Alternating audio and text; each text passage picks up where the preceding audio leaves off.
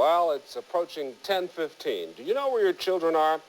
They might be at a so-called rave party. Rave is all the rage among the younger. But before your kids join this new generation, Jamie Allman says you need to know what they're getting into. All right, Jamie. You know, I used to think I was a hip and happening guy. Did you now? Right. Who gave you that impression? Then suddenly I met some ravers.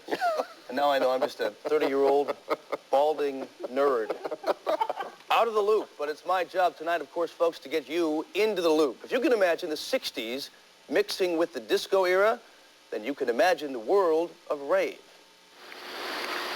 Just about the time most of you are turning in for the night, some people are turning out.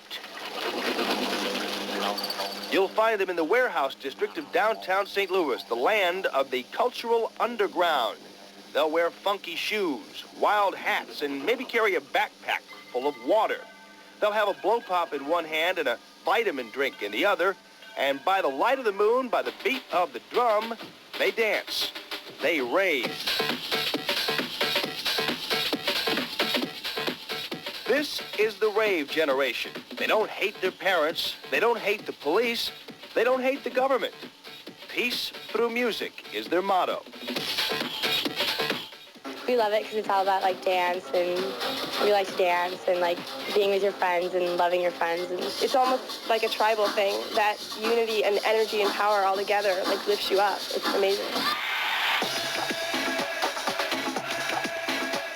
If the rave generation is rebelling against anything, it's boredom. They no longer just want their MTV. We're getting more things taken away from us every day, and maybe that these kids are saying, hey, you know, we want our shot too. We want to have what Mom and Dad had, a little bit of fun. And that means breaking out from behind the computers and Nintendo games and TV. It's no accident that the kids are now dancing to a remix of the theme to a TV show they grew up watching.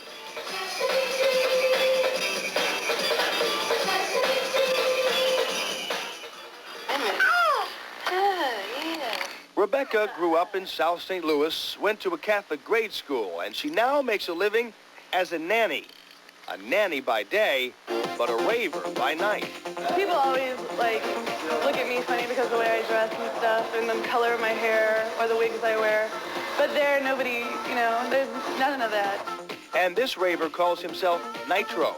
Probably what I would be doing is staying on my computer, pretty much. That's what I did before I found the rave, so. But Nitro says the rave parties are not only attracting kids.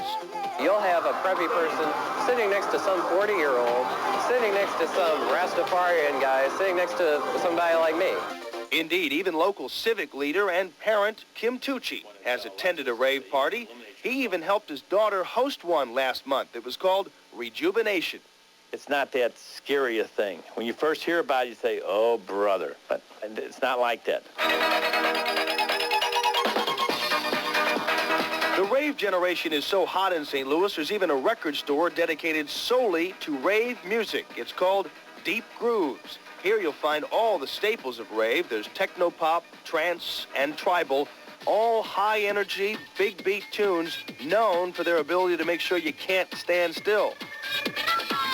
A lot of it is music many of the kids' parents never heard of, but you'd be surprised to find a lot of the music is taken right from the disco era you tried to forget. In fact, some of the hottest dance tracks are remixes of such hits as Saturday Night Fever and Staying Alive. But the latest rave music has something even the kids' grandparents would recognize. One of the more popular dance tunes borrows sounds directly from the Charleston dance craze of the 20s.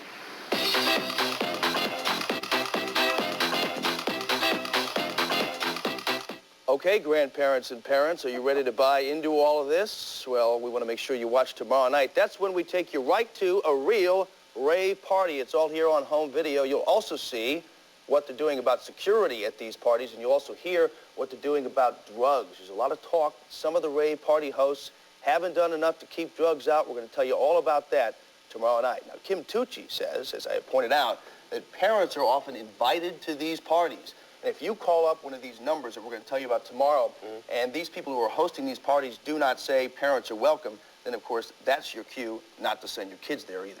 But generally it seems to be just good, clean fun. Good, clean fun. And you feel old at one, at age 30? Hey, I got to tell you, when I went and met some of these kids, I was like, oh my God, I'm only 30 years old. I felt like my dad. Well, I tell you what, you like the music, we'll get Julius's leisure suit out for you. You could wear that. Yeah, I bought some of the music. Oh, did you?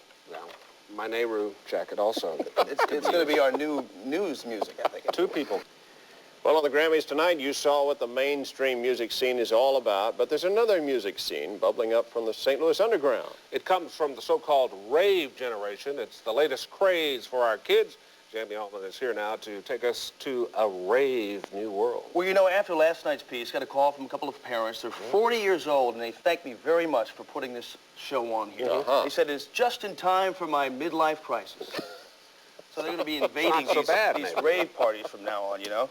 So kids, if your parents show up at a downtown warehouse saying, hey, where's the rave? You can blame it all on me. Tonight, we take you to a real-life rave party, but there are some things you need to know before you go. The road to a rave party begins with wildly colorful flyers like these. One of the last and biggest rave parties ever in St. Louis was called Rejuvenation. The location was kept secret until just a few hours before the party.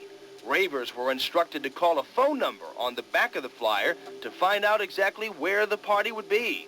It would usually happen at an empty warehouse. Up go the lights, on goes the music, and by 1 a.m., as many as 1,000 kids are raving. This is home video of a rave party held in a St. Louis warehouse a while back. Notice when the camera moves towards the door, yes, that's daylight, all right. Rave parties have been known to rage on until 10 o'clock in the morning. Whoever hosts a rave party has to have a permit, liability insurance, and security, or they could be shut down by police. Ravers say the late hours are about the only things parents should be concerned about. I try to reassure them that it's a controlled environment, for one. Security, usually St. Louis police, on hand.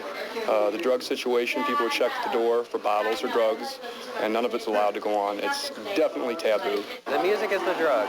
You just let it get into your head and you just go with it. The music is the drug. But some ravers don't paint such a rosy portrait. One says he sold LSD at rave parties. The other says she took LSD.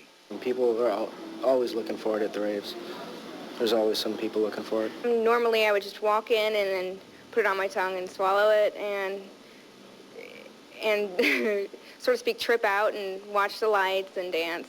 But both admit they were bad seeds in what was designed to be a good thing. That's not really what the rave is about. It's about dancing and having fun. What most of the ravers call brain food has nothing to do with drugs. One of the main attractions at a rave party is the so-called smart drink. It's put together with vitamin powder mixtures that go by the name of Rise and Shine and Memory Fuel. They're blended with juices. This here can produce a lot of the same effects as far as being able to stay up all night that people were using the drugs for without being a mood-altering substance. And the other attraction is candy. Lots of it. All kinds of it. Sugar. Sugar. It just gives you a good sugar rush. It gets you hyper. Perhaps the oddest twist on rave parties is that many hosts have been known to welcome parents. The Rejuvenation rave party was hosted by Alexis Tucci. Her father is local civic leader Kim Tucci. He admits to being fearful and suspicious at first, but not anymore. But I'm sure my mom and dad, when they would go to see some of the things, see what I did or where I hung out at my age, it'd be the same thing. I remember going to places and, damn, the police showed up and there'd be fights breaking out and things like that. It's not like that. They have a common bond, and maybe it's because you said like a counterculture and because they're doing something different. Well, there are some other things you need to know about raves. The cost is usually about $15 a head. That covers the cost of the DJ, the insurance, the security, and, of course, the profit the hosts make on these shows.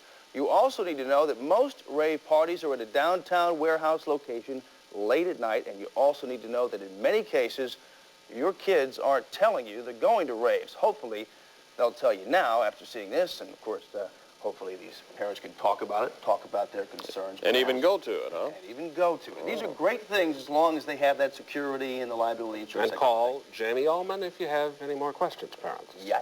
Right here I'll in the answer those questions for you. Don't worry about it. Thank you, Jamie. Thank you.